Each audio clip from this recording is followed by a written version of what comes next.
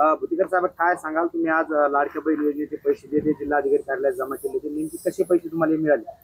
माझे ऑनलाईन करताना नजर चुकीनं माझ्या आधार नंबरवरून मिसेसचा फॉर्म भरला गेला आणि आधार माझं लिंक असल्यामुळे ते पैसे 5 डिसेंबर रोजी माझ्या खात्यामध्ये 7,500 रुपये जमा झाले आणि मग ते जमा झाल्यानंतर मी बँकेत चौकशी केली असता ते लाडक्या बहिणीचे आम्ही त्यानंतर मग मानेगावचे सरपंच संतोष ढेगळे यांच्याशी कॉन्टॅक्ट करून त्यांना बोलून आम्ही आज कलेक्टर ऑफिसलाच पैसे परत जमा करत आहोत.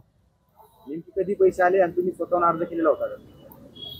कसं हे 5 डिसेंबर 2024 रोजी जमा झाले 9:30 वाजता. आजचा जो प्रकार आहे तुम्ही सगळा बघितलेला, असे किती लाडके भाऊ आपल्या आपल्या तालुक्यामध्ये आहे? काही सर्वेक्षण केला, काही अंदाज आहे का तुम्ही? नाही, समितीवर काम करताय? नाही, असे प्रकारे तुरळक घडलेले नजर चुकीने आधार कार्ड महिलांची पुरुषांची आधार कार्ड लिंक असल्यामुळे ते पेमेंट त्यांच्या खात्यात जमा झालेलं आहे. परंतु असे विलासराव भुतेकर यांचा मला सुरुवातीलाच फोन आला की बाबा माझ्याकडून असं आधार कार्ड जोडलं गेलं आणि त्याला अप्रुव्हल पण आला. त्यावेळेसच आम्ही CDPO यांची चर्चा केली. त्यांनी त्यावेळेस सांगितलं की आपल्याला हेड वगैरे उपलब्ध झालं की त्यांचे जे पेमेंट आलेलं आहे आपण त्या हेडमध्ये जमा करू आणि असले अनेक जर कोणी लाभार्थी असेल तर त्यांनी महिला व बालकल्याण विभागाशी संपर्क साधून संबंधित हेडमध्ये आपले पैसे जमा करावे असं शासनाच्या वतीनं ही पत्र काढण्यात आलेलं आहे.